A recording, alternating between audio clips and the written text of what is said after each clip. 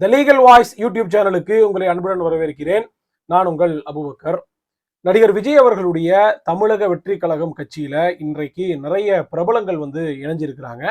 இந்த இணைப்பையொட்டி டிவிகே கட்சிக்கு இது ஒரு பெரிய ஒரு எழுச்சியாகவும் விஜயனுடைய மாஸ்டர் பிளானாகவும் இது பார்க்கப்படுது அப்படின்னு நிறைய பேர் பேசிட்டு இருக்கிறாங்க. உண்மையிலேயே யார் யாரெல்லாம் இணைஞ்சிருக்கிறார்கள், இது டிவிகேக்கு எந்த அளவிற்கு பலம் சேர்க்கும் அப்படின்றதெல்லாம் குறித்து தான் இந்த காணொலியில நம்ம பேச இருக்கிறோம். முதலாவதாக தமிழக வெற்றி கழகம் சார்பில் அறிவிச்ச அறிவிப்பை நம்ம பார்த்துடலாம்.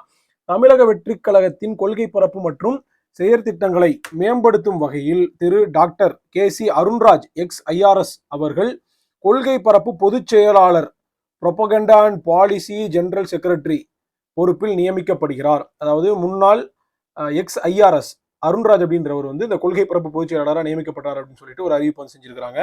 அது போக புதிதாக 5 பேரை கட்சியில இணைச்சிருக்கிறாங்க. இணைப்பு விழா நடந்திருக்குது.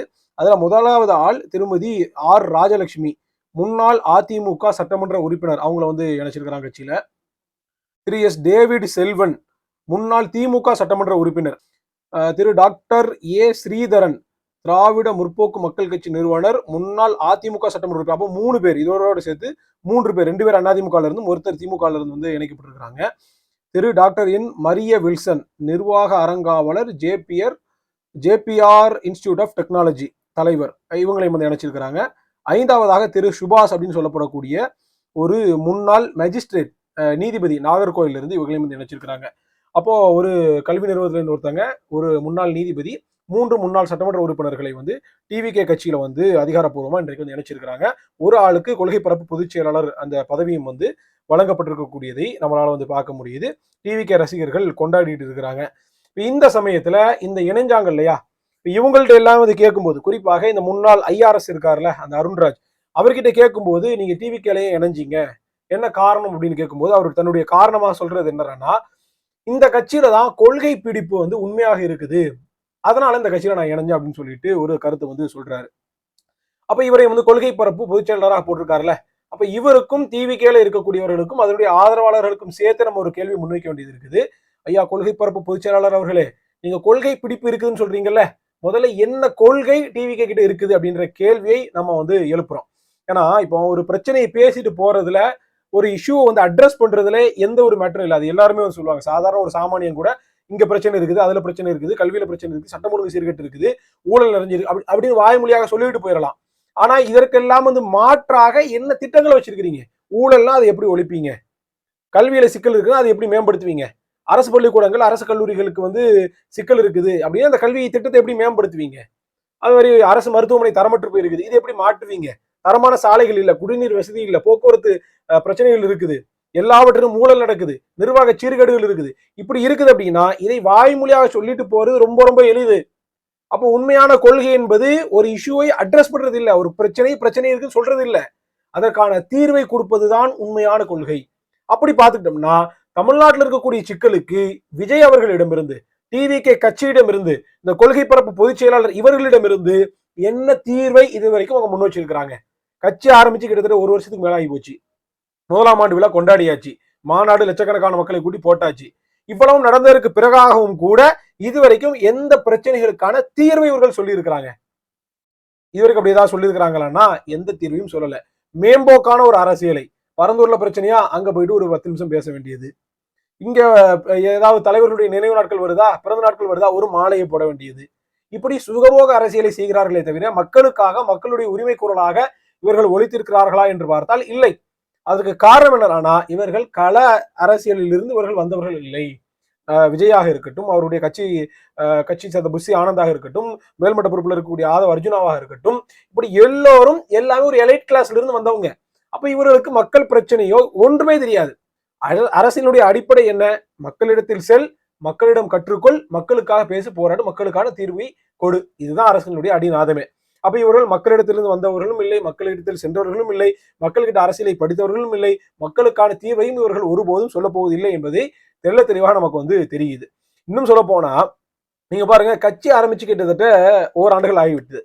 இதுவரைக்கும் விஜய் அவர்கள் செய்தியாளர்களை சந்திச்சிருக்கிறாங்கன்னு பார்த்தா இல்ல.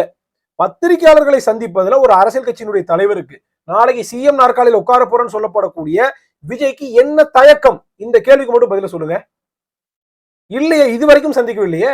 ஏன் பத்திரிகையாளர் இருக்கக்கூடிய கேள்விக்கு இவரால் பதில் சொல்ல முடியாது? ஏனென்றால் சொல்ல முடியாத உண்மைகள். நீங்க பாருங்க, மோடி அவர்கள் 12 ஆண்டுகள் ஆயிடுச்சு, இது வரைக்கும் பத்திரிகையாளர்களை சந்திக்க இல்லை. ஸ்டாலின் 4.5 வருஷம் ஆயிடுச்சு முதலமைச்சரா, இது வரைக்கும் ஒரு முழு நேர பத்திரிகையாளர் சந்திப்பை சந்திக்க முடியல.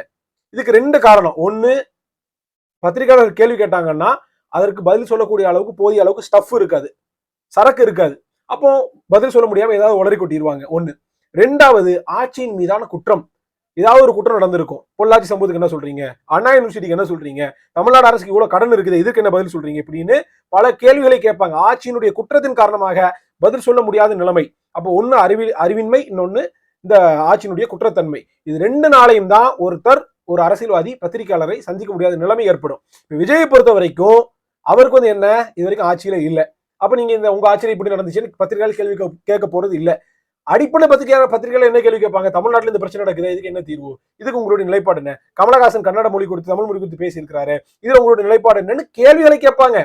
அப்ப அந்த கேள்விகளுக்கு விஜயால் பதில் சொல்ல முடியாது அப்படின்னா இவர் எப்படி வந்து மாற்றாக இருப்பாரு, இவர் எப்படி ஸ்டாலினுக்கு மாற்றாக இருப்பாரு, சிந்திச்சு பாருங்க. அப்போ ஒரு பத்திரிகையாளரை கூட சந்திக்க முடியாத நிலைமையில விஜய் இருக்கிறார் அப்படின்னா இவரை நம்பி எப்படி மக்கள் ஓட்டு போடுவாங்க, எப்படி இவர் வந்து வேட்பாளர் நிப்பாட்டி அந்த வேட்பாளருக்கு ஓட்டு போட்டு அவங்கள சட்டமன்ற உறுப்பினர்கள் ஆக்கி. நீங்க பாருங்க, கட்சியில சேர்ந்த இந்த 5 பேர் இவர்கள் கூட இன்னைக்கு பத்திரிகையாளரை சந்திச்சுட்டாங்க. இவ்வளவு ஏன் புஷியானது பத்திரிகையாளரை சந்திக்கிறாரு? அப்ப புஷியானதுக்கு இருக்கக்கூடிய தைரியம், இந்த புதுசாக சேர்ந்த இந்த நபர்களுக்கு இருக்கக்கூடிய தைரியம் ஏன் விஜய்க்கு இல்ல? என்றால் விஜயிடம் சரக்கு இல்லை, அதுதான் ஒரே பதில். இது போக விஜய் கட்சியில சேர்ந்த பிற நபர்கள் கிட்ட கேட்கும்போது நீங்க ஏன் இந்த கட்சியில சேர்ந்தீங்க அப்படின்னு கேட்கும்போது என்ன சொல்றாங்க அப்படின்னா, ஊழலை ஒழிப்பதற்கான தெளிவான கொள்கை வந்து தளபதி கிட்ட தான் இருக்குது, டிவிகேல தான் ஊழலை ஒழிக்க முடியும் அப்படின்னு சொல்லிட்டு சொல்றாங்க. அதாவது அரசியலுக்கு வரக்கூடிய அத்தனை பேரும் சொல்லக்கூடிய முதல் விடயம் என்னன்னா ஊழலை ஒழிக்க போறேன். ஏன்னா அதான் ரொம்ப எளிமையானது. இந்தியா முழுமைக்கும் ஊழல் பரவி இருக்குது, தமிழ்நாடு முழுமைக்கும் ஊழல் பரவி இருக்குது.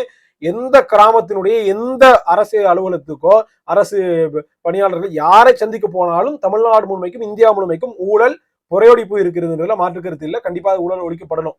அப்ப இது எல்லாருக்கும் தெரிஞ்சது அப்படின்றதுனால ரொம்ப எளிமையான ஊழல் ஒழிக்க போறேன், ஊழல் எப்படி ஒழிப்புன்னு கேட்டா யாருக்கும் சொல்ல தெரியாது. அப்ப விஜய் கிட்ட சுத்தமா சொல்ல தெரியாது.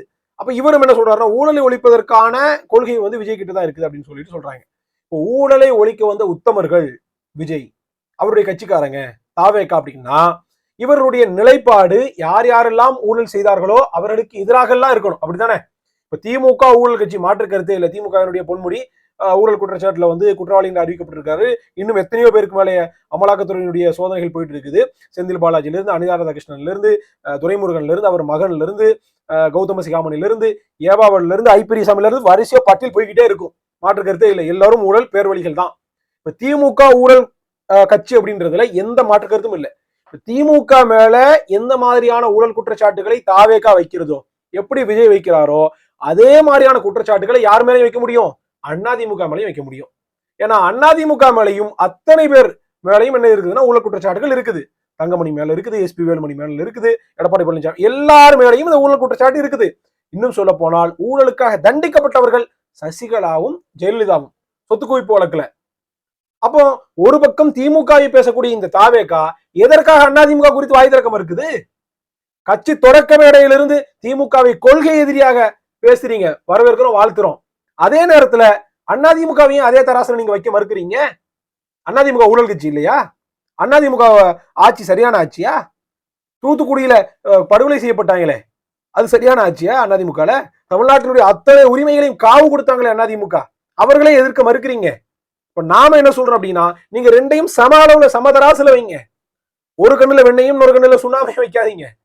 அது சரியான நிலைப்பாடு இல்ல. ஏன் இவங்க இந்த ஸ்டாண்ட் எடுக்கிறாங்க, ஏன் திமுக இருக்கிறாங்க அதிமுக வந்து பேச மறுக்கிறாங்க அப்படின்னா, டிவிகேவிற்கு விஜய்க்கு ஒரு லாப நட்ட தேர்தல் லாப நட்ட கணக்கு இருக்குது. என்ன அப்படின்னா, நீங்க பாருங்க, அவருடைய கட்சி தொடக்க மேடையிலேயே வந்து சொல்லியிருந்தாரு, எந்த கட்சி தொடங்கக்கூடிய எந்த தலைவரும் நான் கூட்டணிக்கு போவேன், என் கூட்டணிக்கு வரக்கூடியவர்களுக்கு நான் வந்து சீட்டு பங்கீடு கொடுப்பேன், ஆட்சியிலும் அதிகாரத்திலும் யாரும் பேச மாட்டாங்க, கொள்கை என்ன கோட்பாடு என்ன, இந்த கட்சிக்காக எதுக்கு தொடங்கப்பட்டது, இதைத்தான் பேசுவாங்க. ஆனா விஜய்க்கு எந்த அடிப்படை புரிதலும் இல்லாமல் என்ன செஞ்சாரு, நான் வந்து ஆட்சி அதிகாரத்துல பங்கு தருவேன் அப்படின்னு சொல்லிட்டு சொன்னாங்க. இப்ப இதுக்கப்புறம் என்ன கேட்டாங்க, இவர் யார் யாரெல்லாம் குறிவைத்து, விசிகாவை குறிவைத்து மற்ற கம்யூனிஸ்ட் கட்சிகளை குறிவைத்து பேசினார் இல்லையா, அவங்க என்ன கேட்டாங்க அப்படின்னா, எங்களுக்கு பங்கு தர்றது இருக்கட்டும், முதல்ல உங்க பங்கு என்னன்றதை நிரூபிச்சுட்டு வாங்க அப்படின்னு சொல்லிட்டு கை கழுவி விட்டுட்டாங்க. இவர் எதிர்பார்த்தது போல யாரும் இவருடைய கூட்டணிக்கு வரல. இப்ப டிவிகேவிற்கு என்ன வாய்ப்பு இருக்குது அப்படின்னா, டிவிக்கே ஒண்ணு தனிச்சு போட்டிடணும், இல்ல யாராவது ஒரு பெரிய எஸ்டாப்ளிஷ் பார்ட்டியோட கூட்டணிக்கு போகணும். அப்படி பார்த்துட்டோம்னு சொன்னா இவருக்கு வாய்ப்பு திமுகவோட போறதுக்கான வாய்ப்பு இல்ல, கொள்கை எதிரின்னு அறிவிச்சாச்சு. பிஜேபி கூட போக முடியாது. நாம் தமிழர் கட்சி கூட அண்ணன் சீமான் அவர்கள் தனியா அறிவிச்சிட்டாங்க, நாம் தமிழர் கட்சி கூட போறதுக்கான வாய்ப்பு இல்ல. இப்ப என்ன வாய்ப்பு இருக்குது அப்படின்னா அதிமுக கூட தான் ஒரே ஒரு வாய்ப்பு இருக்குது. இப்போ அந்த அதிமுகவை விமர்சித்தோம் அப்படின்னா நாளை பின்ன போய் சேர முடியும். என்னப்பா நேற்று விமர்சிச்சிய, இன்னைக்கு என்ன நீ வந்து அந்த கட்சி கூட போய் சேர்றீன்ற கேள்வி வந்துடும். இதனாலே என்ன சொல்றாங்கன்னா அதிமுகவை ஒரு என்ன சொன்னாங்கன்னா ஒரு சாஃப்ட் கார்னர் வச்சு பார்த்தாரு விஜய். இன்னும் சொல்ல போனா 50 ஆண்டு கால திராவிட ஆட்சியை ஒழிப்பதற்காக நாங்க வந்திருக்கிறோம் அப்படின்னு சொல்லிட்டு பேசினாரு விஜய். ஆனா இந்த 50 ஆண்டு கால ஆட்சியில என்ன வருதுன்னா அதிமுக ஆட்சி வருது, அதுலதான் ஜெயலலிதா ஆட்சி வருது, அதுலதான் எம்ஜிஆர் ஆட்சியும் வருது. அப்ப நம்ம கேட்கக்கூடிய கேள்வி என்னன்னா 50 ஆண்டு கால ஊழல் ஆட்சின்னு சொல்லக்கூடிய விஜய் எம்ஜிஆர் ஆட்சி ஊழல் ஆட்சின்னு ஏற்பாரா இருக்க மாட்டாரா? அப்ப எம்ஜிஆர் ஆட்சி கொடுப்போம்னு ஒரு பக்கம் சொல்றீங்க, இன்னொரு பக்கம் 50 ஆண்டு கால ஊழல் ஆட்சி கொடுப்போம்னு சொல்றீங்க. ரெண்டும் கான்ட்ராஸ்டா இருக்குது. அப்ப இப்படி எல்லாம் வந்த டிவிக்கு என்ன ஆச்சுன்னா அதிமுகவை சாஃப்ட் கார்னர் பண்ணி ஒரு ஒரு மூலையில வச்சுது. அப்ப அதிமுகவோட தொடர்ச்சியாக சீட்டு பேரங்களும் போச்சு. 80 சீட்டு கேட்டாங்க, துணை முதலமைச்சர் பதவி கேட்டாங்க, எல்லாம் நடந்துச்சு. ஆனா எடப்பாடி என்னன்னா அவர்கிட்ட மற்ற விமர்சனங்கள்லாம் இருக்குது. ஆனா தேர்தல் அரசியலை பொறுத்த வரைக்கும் திமுக அதிமுக ரெண்டு பேரும் பலந்துன்னு கொட்ட போட்டவங்க. எடப்பாடி என்ன சொல்லியிருக்காருன்னா ஒரு சர்வே எடுங்க, தாவேக்கால யார் யாரெல்லாம் மாவட்ட செயலாளராக இருக்கிறாங்க, எல்லா அரசியல் புரிதல் உள்ளவங்களா, சரியானவங்களை பார்த்து போட்டிருக்காங்களா என்னன்னு பாருங்கன்னு பார்த்தோன்னா ஒன்னும் இல்லை. அப்படி எல்லாம் டுபாக்குற ஆட்களை, யாரும் காசு வச்சிருக்கக்கூடிய ஆட்களை பெரும்பாலும் போட்டிருக்கு. இது இந்த குற்றச்சாட்டு அப்படின்றது வந்து டிவிகேல இருந்து எழுந்துச்சு. ஒரு சின்ன கிளை பொறுப்பா அதுக்கு சில ஆயிரம் கேட்கறாங்க, ஒரு தொகுதி பொறுப்பா அதுக்கு வந்து பல ஆயிரங்கள் கேட்கறாங்க, ஒரு மாவட்ட பொறுப்பு வாங்குறதுக்கு பல லட்சங்கள் வாங்கிட்டு காசு வாங்கிட்டு சாதி பார்த்து தான் பொறுப்பாளர்கள் போடுறாங்க அப்படின்னு டிவிகேல இருந்து வந்தவர்கள், டிவிகேவுக்கு உழைச்சவர்கள், டிவிகேனுடைய ரசிகர் மன்றத்துல போஸ்டர் அடிச்சவங்க, பேனர் வச்சவங்க, கொடி பிடிச்சவங்க, கோஷம் போட்டவங்க, ஃபர்ஸ்ட் டே பால் எல்லாரும் பேசினாங்க. அப்ப அங்க இருந்தே ஒரு குற்றச்சாட்டுகள் எழுந்தது. அப்ப எடப்பாடி பழனிசாமி பார்த்து அந்த சர்வே ரிப்போர்ட்டை பார்த்துட்டு இவர்கள் சரியான ஆட்களை போடல மாவட்ட செயலாளர்களை. அப்ப ஏன் அப்படி மாவட்ட செயலாளர் போடல அப்படின்னா இவர்கள் எலைட் பாலிடிக்ஸ் பண்ணக்கூடிய ஆட்கள் இல்லையா, அதனால கள செயல்பாடு தெரிஞ்சவர்களையோ அரசியல் தெரிஞ்சவர்களையோ தேர்தல் அரசியல் புரிதல் உள்ளவர்களையும் யாரையும் இவர் போடல. அப்ப இன்னைக்கு யார் மாவட்ட செயலாளராக இருக்கிறாங்களோ அவர்கள் தான் நாளைக்கு என்ன செய்வாங்க, வேட்பாளராக வருவாங்க. அப்ப இவங்களோட நம்ம வந்து வண்டி ஓட்ட முடியாது அப்படின்னு சொல்லிட்டு கலட்டி விட்டுட்டு அவர் அதிமுக என்ன பண்ணிட்டாரு, பிஜேபி போட்ட அமித்ஷா போட்ட பிரஷர்ல நேரம் கொண்டு போய் பிஜேபியோட இணைச்சாச்சு. இப்ப டிவிகேக்கு போக்கடம் இல்லாம இருக்குது, நம்ம தனிச்சு போட்டிக்கிட்டதா வேற ஏதாவது அல்டர்பிரேட் சில்லற கட்சிகளை கூட்டி வச்சு போட்டிக்கிட்டதான்ற பெரும் குழப்பத்துல டிவிகேனுடைய விஜய் இருக்கக்கூடிய காட்சிகளை நம்ம வந்து பாக்குறோம். இப்ப இந்த விஜயுடைய இந்த அரசியல் இருக்குதுல்ல, இந்த அரசியலை விஜய் தான் முதலாவதாக செய்யறாருன்னா இல்ல. நான் சொன்ன மாதிரி விஜயனுடைய அரசியல் அப்படின்றது வந்து எலைட் பாலிடிக்ஸ், சாமானிய மக்களுக்கு அடித்தட்டு மக்களுக்கான பாலிடிக்ஸ் இல்ல. இப்ப இதே பாலிடிக்ஸை யார் செஞ்சாருன்னா கமலஹாசன் செஞ்சார். 2019 தேர்தலையா இருக்கட்டும், 2021 தேர்தலையா இருக்கட்டும், நீங்க பாருங்க கமலஹாசன் கட்சி ஆரம்பிச்சதுக்கு பிறகாக இந்த மாதிரி இந்த முன்னாள் சட்டமன்ற உறுப்பினர், இந்த முன்னாள் ஐஆர்எஸ், இந்த முன்னாள் ஐஏஎஸ், இந்த முன்னாள் நீதிபதி அப்படின்னு சொல்லிட்டு பல பேர் என்ன பண்ணாங்கன்னா கமலஹாசன் கட்சியில போய் கூட்டம் கூட்டமா இணைஞ்சாங்க. இவங்களுக்கு என்னன்னா கமலஹாசன் கட்சிக்கு போனோம்னா ஒரு ஏற்கனவே அவருக்கு ஒரு ஃபேம் இருக்குது, அவருக்கு பின்னாடி பண முதலைகள் இருக்கிறாங்க. இப்ப நம்மளும் போய் சேர்ந்துட்டோம்னு சொன்னா நமக்கான ஒரு ஸ்பேஸ் அங்க கிடைக்கும் அப்படின்னு சொல்லிட்டு தங்களுடைய முகப்பரிச்சயத்திற்காக, தங்களுடைய செல்ஃப் இதை வளர்த்துக்கிறதுக்காக என்ன செஞ்சாங்க, அந்த கட்சியில போய் சேர்ந்தாங்க. அதுக்கப்புறம் கமலஹாசன் தேர்தலில் நின்னாரு, செல்லா காசாக போனாரு, எல்லோரும் சீட்டு கட்டு கலைஞ்ச மாதிரி ஒட்டுமொத்தமாக கலைஞ்சு திமுக அதிமுக மற்ற கட்சியிலுமே சேர்ந்துட்டாங்க. இந்த நிலைமைதான் ஏற்பட்டுச்சு. இதுக்கு சற்றும் குறைவில்லாத விதமாக விஜய் இந்த அரசியல பண்ணிட்டு இருக்கிறாரு. என்ன நினைக்கிறாங்க அப்படின்னா ஒரு முன்னாள் சட்டமன்ற உறுப்பினர் வந்துட்டாரு, ஒரு ஐஆர்எஸ் வந்துட்டாரு அப்படின்னா நம்ம கட்சிக்கு ஒரு பாசிட்டிவ் வேல்யூ கிடைக்கும், ஒரு ஃபேஸ் வேல்யூ கிடைக்கும், இதனால நம்ம மக்கள் ஓட்டு போட்டுருவோம் இப்படி நினைச்சுட்டு இருக்கிறாங்க பத்தியா. இதுக்கு கமலஹாசன் சரியான உதாரணமாக இருக்கிறாரு. அப்ப அந்த உதாரணத்தை கூட பார்க்காத நிலைமையில தான் விஜய் இருக்கிறாரு. இப்ப கமலஹாசனுக்கு முன்னுதாரணம் கிடையாது, ஆனா விஜய்க்கு முன்னுதாரணமா கமலஹாசன் இருக்கிறாரு. அப்படி இருந்தும் கூட கமலஹாசன் என்ன பாலிடிக்ஸ் செஞ்சாரோ அதே எலைட் பாலிடிக்ஸ, அதே அந்த சாஃப்ட் பாலிடிக்ஸ, சோஃபா பாலிடிக்ஸை வந்துகிட்டு ஏசி அறைக்குள்ள உட்காந்துக்கிட்டு இந்த டிவியை பார்த்துக்கிட்டு பஞ்ச் டேலாக் பேசிக்கிட்டு இந்த அரசியலை விஜய் செய்யணும்னு நினைக்கிறாரு. கட்டாயமா கமலஹாசன் அசிங்கப்பட்டது போல விஜயும் அசிங்கப்படுவார், அதுல எந்த மாற்று கருத்தும் இல்லை. ஒரு அரசியல் கட்சி புதிதாக ஆரம்பிக்கப்பட்டால், அதுவும் குறிப்பாக சினிமா நடிகர்களால திரைப்போலின் உச்சம் இருக்கக்கூடிய விஜய் கமலஹாசன் போன்ற நடிகர்கள் ஆரம்பிக்கக்கூடிய இந்த கட்சியில இந்த முன்னாள் ஐஆர்எஸோ இந்த முன்னாள் சோன்சோ நபர்களோ சேர்றதுல எந்த வியப்பும் கிடையாது.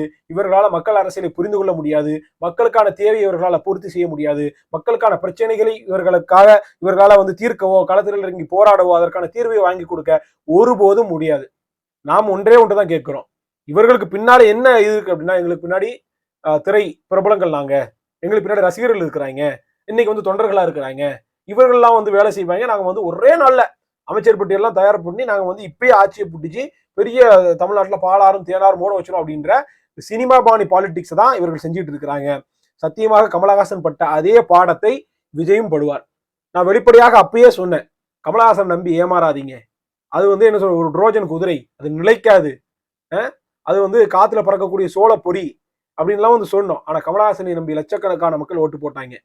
ஆனா அந்த எல்லாவற்றையும் வந்து உதாசீனப்படுத்தி விட்டு 2 தேர்தல் தோல்வியை தாங்க முடியாமல் கமலஹாசன் இன்னைக்கு வந்து ஒரே ஒரு ராஜ்யசபா சீட்டுக்காக எந்த திமுக எதிர்த்து கட்சி ஆரம்பிச்சாரோ, எந்த திமுகவுக்கு எதிராக அரசியல் செய்தாரோ, எந்த திமுகவுக்கு எதிராக டிவி எல்லாம் உடைத்து வீரவசனம் பேசினாரோ, அதே திமுகவுடன் சேர்ந்து கைகுலுக்கி கொண்டு இன்னைக்கு ஒட்டுமொத்த தொண்டர்களுடைய மானத்தையும் அடகு வைத்து விட்டார் என்பதையும் நம்ம வந்து பாக்குறோம்.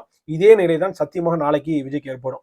ஒரு ராஜ்யசபா சீட்டுக்காக அல்லது ஒரு சட்டமன்ற ஒரு பாராளுமன்ற உறுப்பினர் சீட்டுக்காக சத்தியமாக விஜயும் திமுகவுடைய காலையோ அதிமுகவுடைய காலையோ பிடிப்பார். விஜய் கமலஹாசன் 2.0 என்பதுல எந்த மாற்று கருத்தும் இல்லை.